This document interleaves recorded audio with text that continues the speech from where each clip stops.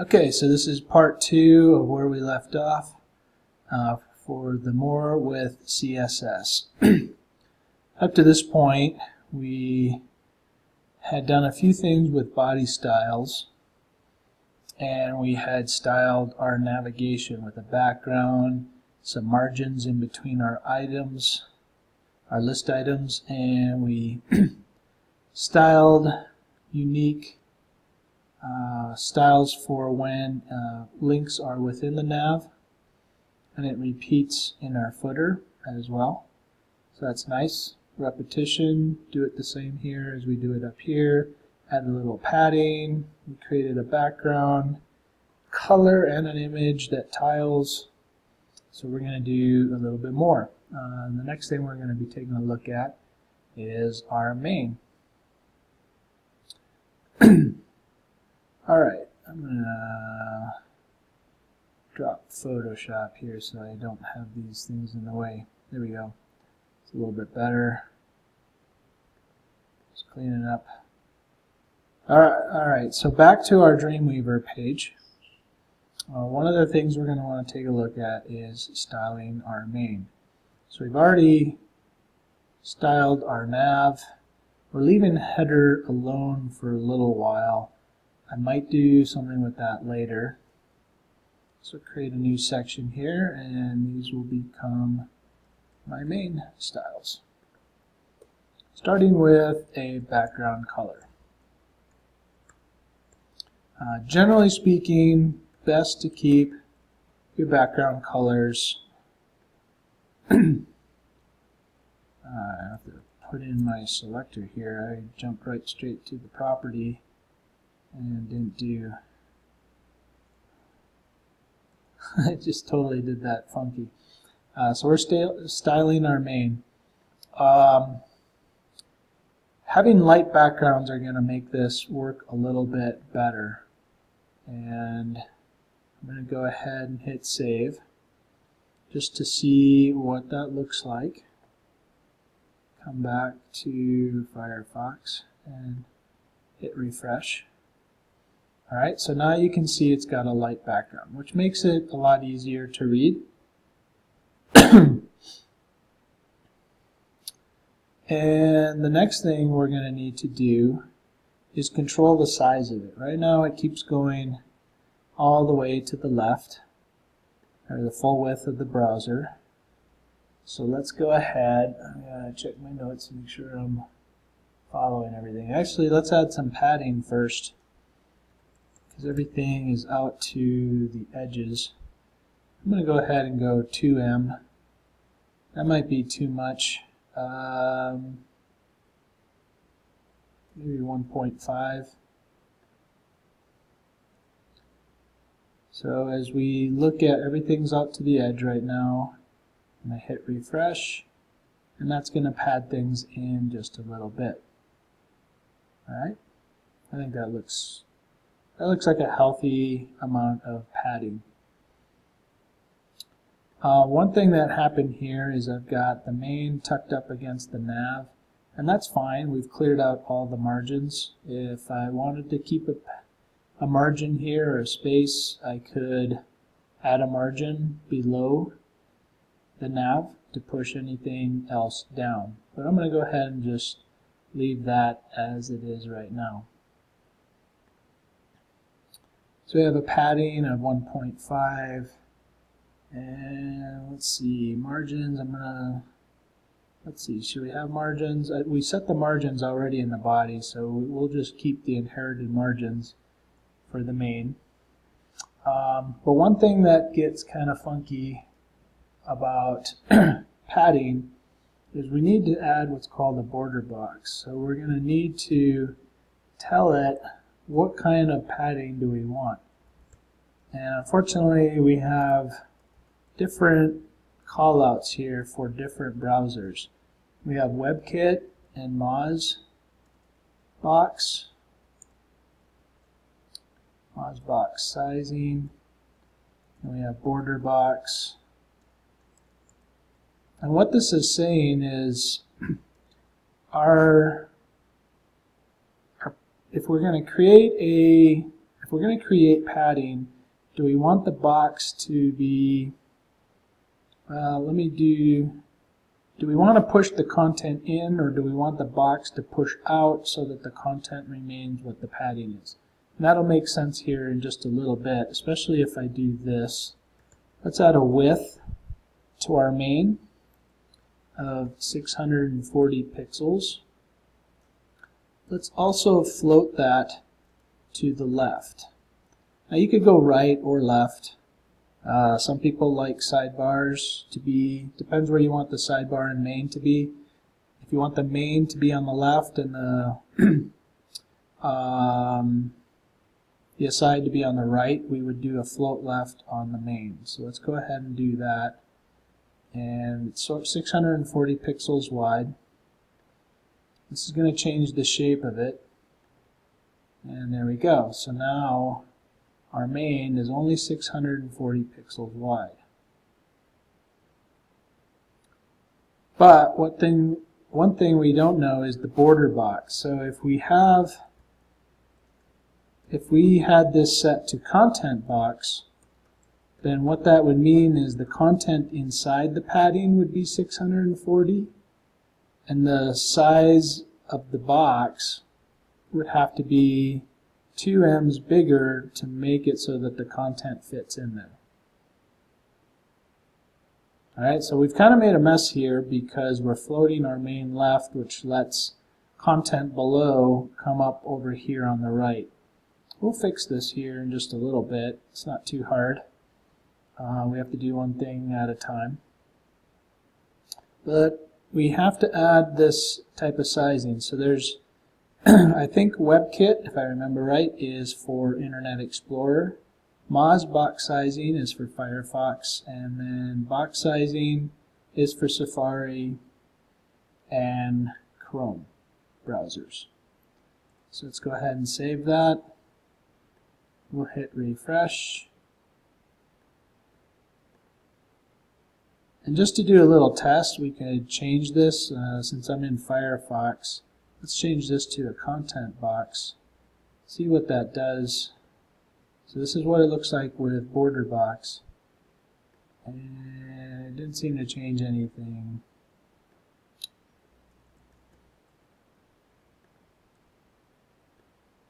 Maybe I have the wrong style called out.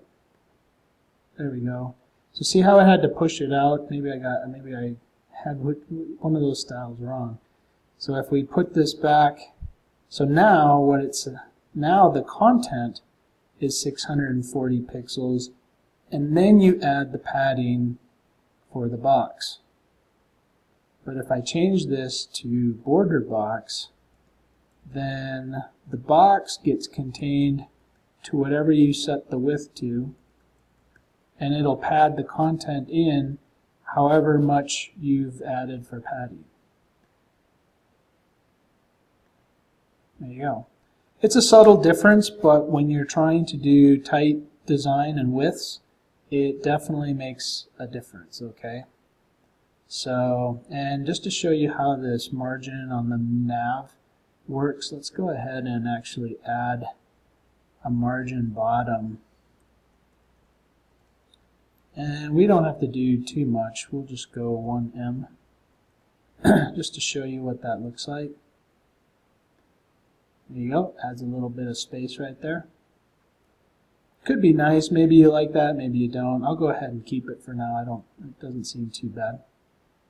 Alright, so we've got the main with the margin below the nav. And then now we've got all this stuff that popped up over here. Alright, so this is our aside, but we're going to do I have anything more on the main that I need to do? Just check my notes right here. We floated it left. We have a width. No, I think that looks good. If we wanted to change the padding on the top and the bottom, we certainly could take a look at that as well. But I think we're all right. Right now what happens is we've got padding, a little extra padding that we don't necessarily need, but if I wanted to change it, let's go to our main. So we did padding 1.5 all the way around. I could also do short code and go 0.25 m and 2 m. So now you're going to get top, left, right, and bottom with the short code. And that changed it a little bit nicer, I think. Alright. So you can write padding in this short code. And that was in your book, if you read the style sheet on how that works. So we got the main set, which is good. Let's go ahead and do our aside. Notice I keep pushing custom styles down. Generally speaking, anything you're going to do with a custom style is going to override something that you've stylized before. So it makes sense to keep pushing your custom styles down. Alright, so we got the aside. I'm going to try to keep everything in the same order that I've got up here. Don't have to, it doesn't affect the code any, but doing things in the same order just adds the consistency that makes it easier to do this. Okay? Visual organization. So we got padding. Let's see here. We got padding. Looks like, no, that looks good. We'll maybe add a margin bottom later to push a footer down. But for now, I'll come back and do that in a little bit. And then I need a width. We'll go 300 pixels. And we need to float this to the right. Once again, I'm going to just copy and paste all this box sizing to make sure that the box itself is 300 pixels and pushes all the content inside. Alright, let's go take a look at what that looks like. There we go. So our tip jar is now floating right. Our main is floating left. But then we've got this footer. Alright, so we're going to have to change some stuff with our footer to make sure that that doesn't go up in between the gaps. But there's probably something we can do before that, before I even have to worry about it. But we'll go ahead and do a few footer styles.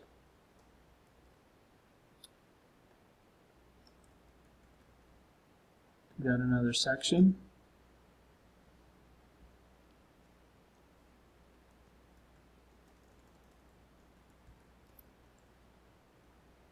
Alright, so there's our footer selector. Once again, background color. We're going to go, let's see, we had the 222. Now we already have this nav with a black background. But what we don't have is this content. And we don't have this back to top. I can't even remember if the back to top was in the footer or not. Maybe it's not. So the footer has a background color of the same 222. And we're going to want padding. Well, let's see what this does first. And I think this copyright information is about to disappear. There it is. It's very hard to read. Alright, and it's all the way to the edges, so we're going to want to add some padding. And we'll just do 1.5 m top bottom and 2 m left right. That's the short code. Again, I'm going to add the box sizing just to make sure it's not getting confused on the padding. And there we go. And that's probably more than I need on the top and the bottom. So let's drop that back down to 1/2 an em. And what did we have for our nav? Actually, it doesn't matter. I think we're all right. We had nav padding of 0.5 all the way around. We could do the same thing on our footer. How about we just do that? 0.5 all the way around. It's going to give a little bit, but not too much. That might look all right. But now it's creeping up in here. So what we're going to have to do is clear the floats. All right. So we put in clear and both. Now this is kind of strange code. You know, why isn't this float none or clear? I don't know. This is what the styling is to get this from going up in between. And there it goes. Now it's dropped down below. And you'll see that the footer is now lined up with the bottom of the main. So we can come back up and I can either add the margin to the footer, but I'll go ahead and add it to the main. Margin, bottom, and we'll have it, let's see, we had it 1 em from the top. And just to, this should be called the side styles. We'll do the same thing in our aside. And refresh, and now we have a little bit of padding, pretty much the same that we get between the main navigation and the footer. Alright, so that's looking pretty good. Now our page is still too wide, and we're going to want to have something that controls this. Alright, so we're going to want to make sure everything in our website is contained within 1,000 pixels. So the way we're going to do that is we're going to create a div tag. We're going to give it a custom ID called wrapper. I'm going to go ahead and style the wrapper ahead of time. Now with custom styles always start with a dot, but if we're going to apply it to just an ID, we use a £. Now the idea of IDs is it can only be used once. So anything that's given an ID of wrapper can only be used once. If I was planning on reusing this wrapper, I'd have to create it as a class. Is there pros and cons to doing it either way? Not really. We'll just go this route just so you can see how we apply a custom ID style. Alright, so we have something called wrapper, and we're going to do width : 1,000 pixels. Alright, you don't need a comma when you're doing 1,000. That's all you need to do. And we're going to hit save. We need to come back to our HTML code, and just inside our body tag, we're going to create a div tag. This is kind of like an invisible box. Make sure I close that div box right before body ends, just like that. Come back up to the div tag, and now I give it an ID of wrapper. And the idea here is everything inside the div tag is now going to be contained to 1,000 pixels width. Let's go ahead and hit save. So we've changed, make sure you've saved both your styles and the HTML page, and we'll hit refresh. And now our website is contained within 1,000 pixels. The only problem is now is everything's tucked to the left, so the default style is to have everything over to the left. But you can see how the footer and the nav and the aside, everything is limited to 1,000 pixels width inside that invisible box we created. So now we're going to go ahead and center that. So we come back here to our wrapper, and instead of, there isn't like a center align thing, we're going to do margins on both sides and set it to auto, which means whatever the margin is on the left, the right will also be that same margin. Right? So we just set this margin to auto, and it centers our website. Pretty cool. Just like that.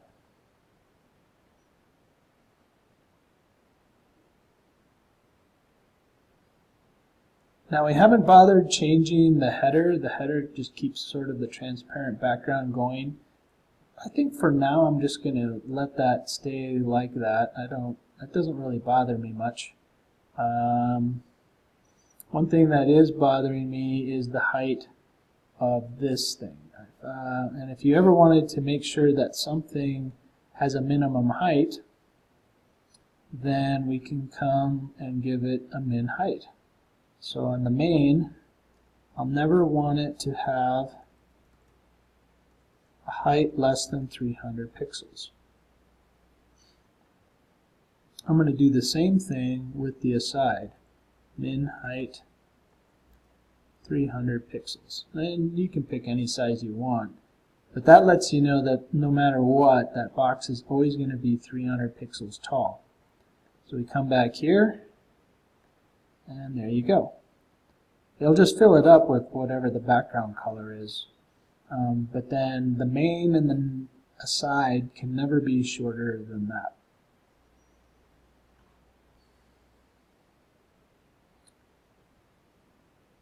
And that, generally speaking, is the CSS that we're doing for this class, for this module. You know, there's some other things I could do here. There are. We might play with those later. But for now, this is a good place to get to.